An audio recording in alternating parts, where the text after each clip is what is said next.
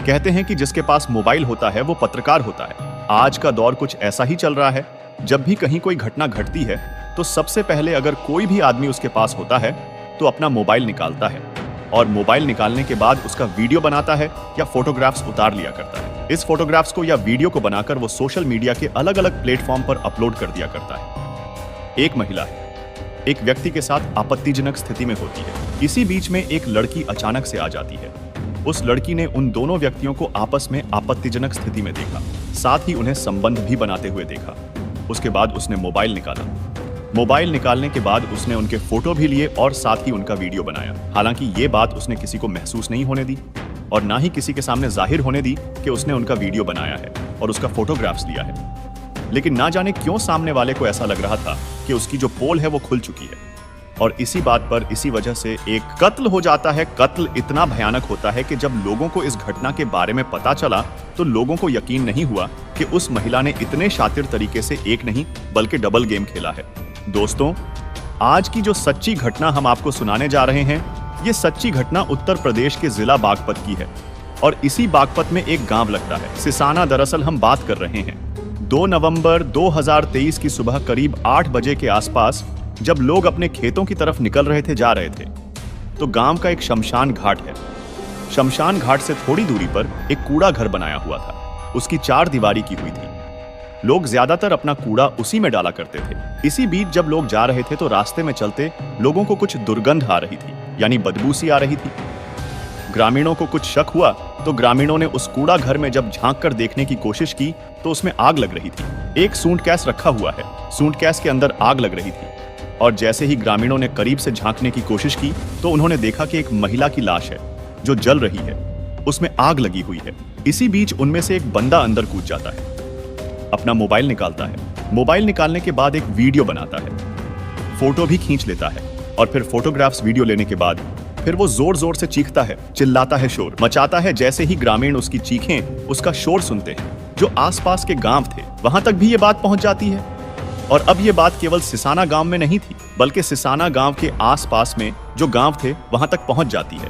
लोगों को लगा कि पता नहीं किसी की बेटी या किसी की बहू को मार करके पवन ने मनीष यानी विवेक और शिखा के साथ मिलकर के उसकी हत्या की योजना बनाई और 1 तारीख को उसकी हत्या कर दी। हत्या करने के पश्चात शव लेकर के अपने मूल गांव सिसाना के पास शमशान घाट पर उसको जलाकर चला गया, जिससे कि कोई उसकी शिनाख्त ना हो पाए। आरोपी मनीष ने पुलिस पूछताछ में बताया कि पिता ने करोड़ों की प्रॉपर्टी बहन के नाम कर दी थी। इसके अलावा वो मेरी पत्नी और पवन को लेकर आरोप लगाती थी, इसीलिए इस हत्या को करने का ऑफर पत्नी के प्रेमी को ही दिया। पुलिस मौके पर आती है और मौके पर आने के बाद यह पुलिस पता लगाने की कोशिश करती है और जिस व्यक्ति ने वीडियो बनाया था उस जलते हुए सूटकेस का उस वीडियो को वायरल भी किया जाता है। उन फोटोग्राफ्स को भी वायरल किया जाता है ताकि कोई भी व्यक्ति, कोई भी आदमी, कोई पुरुष ये बता सके कि ये उसकी बेटी है या उसकी बहू है। लेकिन 1-2 नहीं बल्कि 24 घंटे से ज्यादा का वक्त बीत जाता है और उसके बाद भी ये पता नहीं चलता कि आखिरकार ये कौन है, किसकी बॉडी है। अब आसपास के जितने भी गांव थे या पूरा बागपत है, हर किसी के मन में, हर किसी दिमाग में एक ही सवाल था कि आखिरकार लड़की कौन थी, किसने आखिर इसकी हत्या की है, किसने आकर इसको यहाँ जलाया है। कुछ इस तरह के सवाल थे। इन सवालों का जवाब न केवल पुलिस जानना चाहती थी बल्कि ग्रामीण भी जानना चाहते थे और हर किसी की उत्सुकता होती है। पुलिस को कई दिन बीतने के बाद भी कोई सबूत हासिल नहीं हो रहा था। ना ही किसी ने आकर ये दावेदारी की कि ये उनकी बेटी है या बहू है। तो आखिरकार पुलिस अपने तरीके से ही काम करना शुरू कर देती है। अब यहाँ सर्वेलांस टीम को बुलाया जाता है, डॉग स्क्वाड को भी बुलाया जाता है और फिर पुलिस की जो कई अन्य टीमें होती हैं वो भी आकर यहाँ पर फिंगरप्रिंट वाली टीम भी आती है। ये सभी टीमें आकर यहाँ जांच पड़ताल करती हैं, लेकिन कोई सफलता जब नहीं मिलती और फिर पुलिस को ये एक सूचना मिलती है कि फलां रास्ते पर एक जगह एक सीसीटीवी कैमरा लगा हुआ है, वहां से शायद आपको कुछ सुराग या सबूत मिल सके। अब पुलिस ने उस सीसीटीवी कैमरों को खंगालना शुरू किया तो उसमें हरियाणा की एक प्लेट नंबर की गाड़ी होती है, स्विफ्ट डिजायर, जो उस रास्ते से गुजर रही थी। अब पुलिस ने उस नंबर की गाड़ी को ट्रेस करके निकालने के बाद उसे देखा। आसपास के गांव के लोगों से पूछा कि ये गाड़ी किसकी है या किसी रिश्तेदार की है। अगर कोई इसके बारे में जानता है तो उसके बारे में जानकारी दी जाए। लेकिन किसी ने भी उस गाड़ी के ऊपर दावेदारी नहीं की और किसी ने भी यह नहीं कहा कि यह हमारे रिश्तेदार की है या फिर हमारे घर पे खड़ी होती है। उस गाड़ी पे जो हरियाणा के सोनीपत का नंबर लिखा हुआ था, पुलिस उस नंबर के आधार पर सोनीपत पहुंचती है वहां जाने के बाद गाड़ी के मालिक से बातचीत करती है और गाड़ी मालिक से जब बातचीत की जा रही थी तब गाड़ी मालिक कहता है कि उसकी गाड़ी यानी कि 1 नवंबर 2023 को उसका एक रिश्तेदार होता है। उसका रिश्तेदार इस गाड़ी को मांग कर ले गया था। अब पुलिस उस रिश्तेदार की तलाश करना शुरू कर देती है। उस रिश्तेदार का नाम पवन होता है।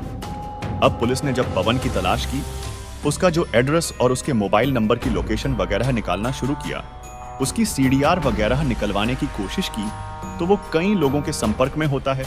ना केवल संपर्क में होता है बल्कि उसकी लोकेशन भी यहीं की पाई जाती है, इसी घटना के एरिया पाई जाती है। अब पुलिस ने चारों तरफ जाल बिछाया। उसे पकड़ने के लिए उसकी लोकेशन एक बार फिर से इसी गांव की तरफ आती है। पुलिस ने उसे घेर कर रोकने की, उसे पकड़ने की कोशिश की, लेकिन उसने पुलिस को देखते ही गोली चला दी और पुलिस को जवाबी कार्रवाई में अपनी आत्मरक्षा में गोली चलानी पड़ी तो गोली उसकी टांग में लग जाती है और जैसे ही गोली टांग में लगती है तो पवन गिर जाता है। उसे हॉस्पिटल लेकर जाते हैं। यहाँ पर उसका उपचार भी होता है। साथ ही उससे पूछा जाता है कि पूरा माजरा क्या है।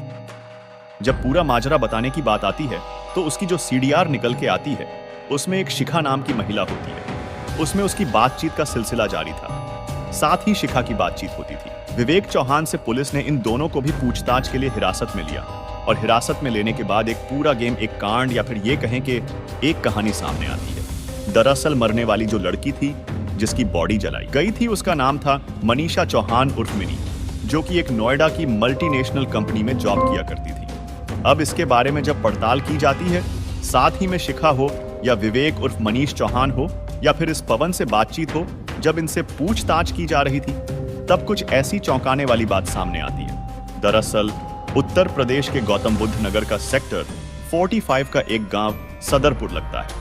वहां का रहने वाला एक व्यक्ति जिसका नाम चरण सिंह होता है, जो कि पूर्व प्रधान हुआ करता था। उसके बाद उसका एक बेटा होता है जिसका नाम हर्षवर्धन होता है और हर्षवर्धन को एक बेटा पैदा होता है और एक बेटी होती है। बेटे का नाम मनीष उर्फ विवेक चौहान होता है, जबकि उसकी बेटी का नाम होता है मनीषा चौहान उर्फ मिनी। ये बहुत अमीर फैमिली थी, करोड़पति लोग होते हैं, लेकिन कोई नहीं जानता था। नियति जो थी कुछ इस तरह की थी कि जो हर्षवर्धन होता है उसको कैंसर हो जाता है और साल 2011 में कैंसर से उसकी मौत हो जाती है। अब उसका बेटा और बेटी बचते हैं।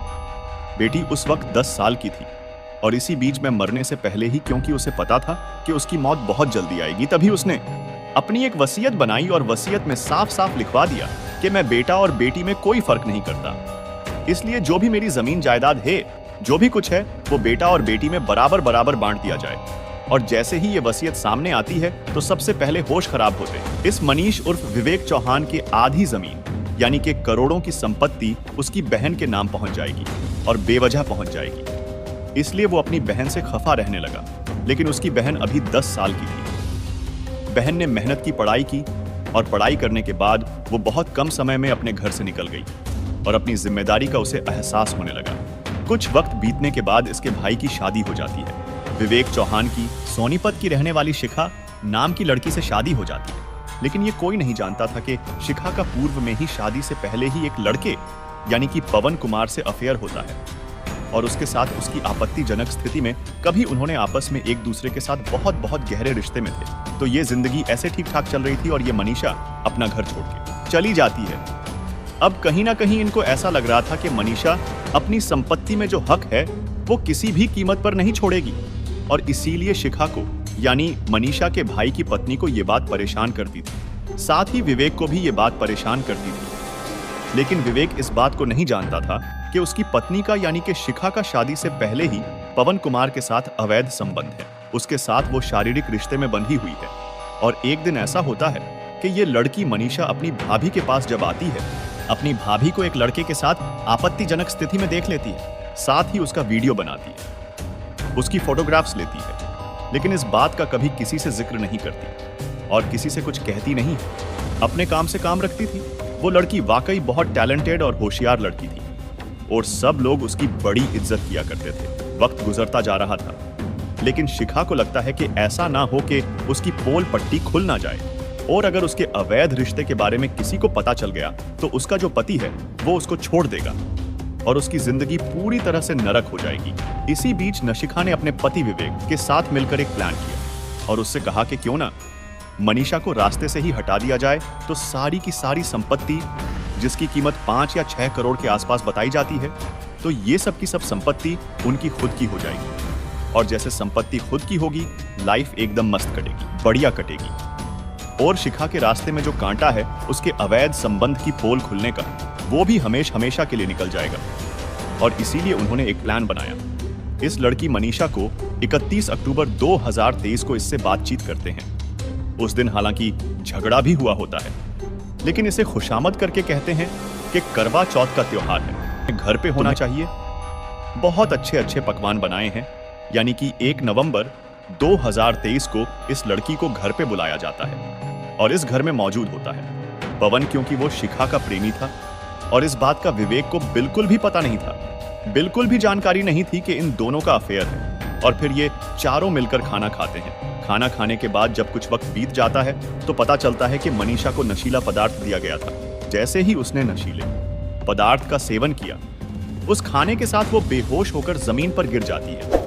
और इन तीनों के लिए, यानी कि शिखा, उसके पति विवेक और उसके प्रेमी पवन के लिए बहुत ही आसान हो जाता है। इस लड़की का गला दबाया जाता है और गला दबाने के बाद एक सूंड गैस का इंतजाम किया जाता है। ये सब सोच रहे थे कि अगर आसपास इलाके में इसकी डेड बॉडी को कहीं फेंकते हैं तो पुलिस को बहुत जल्दी इस घटनाक्रम के खुलासे में आसानी हो जाएगी, इसलिए कहीं दूर जाकर इसकी बॉडी को फेंक कर आते हैं। लेकिन सूंड गैस का जब इंतजाम किया जाता है तो उसके शरीर के टुकड़े किए जाते हैं।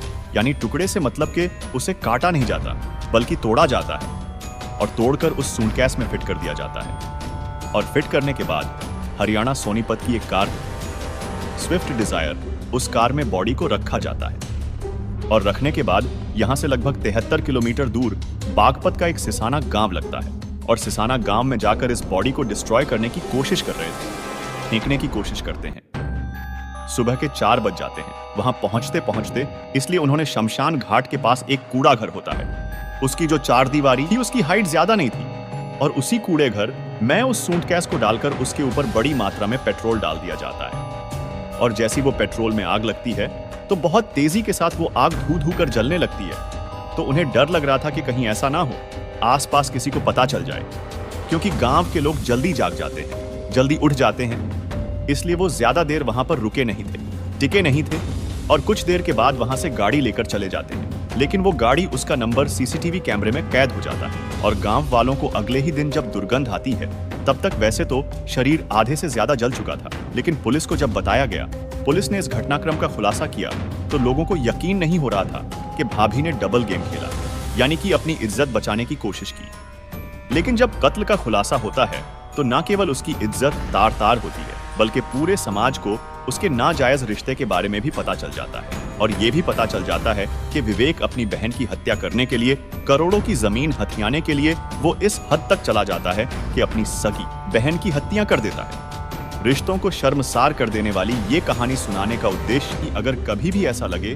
तो आपको कम से कम पुलिस का सहारा लेना चाहिए। इस लड़की के साथ साल 2011 से जब उसके पिताजी खत्म हुए थे, तभी से इसके साथ कुछ ना कुछ हो रहा था। और इसको भी अपने बारे में, अपने परिवार के बारे में किसी ना किसी से ऐसी बातें करनी चाहिए थी। हालांकि पुलिस ने बहुत अच्छा काम किया है। यहाँ के जो एसपी हैं, जिनका नाम अर्पित विजयवर्गीय है, साथ ही डीएसपी युवराज सिंह हैं, इनका भी बहुत ही शानदार रोल रहा है। उन्होंने बहुत कम समय में इस घटनाक्रम का खुलासा कर दिया। दोस्तों, आज के लिए इतना ही। कल फिर मिलेंगे एक और सच्ची कहानी के साथ। तब तक आप हमारे चैनल को सब्सक्राइब करके बेल आइकॉन को ऑन कर लें, ताकि हमारी हर वीडियो आप तक आसानी से पहुंचती रहे।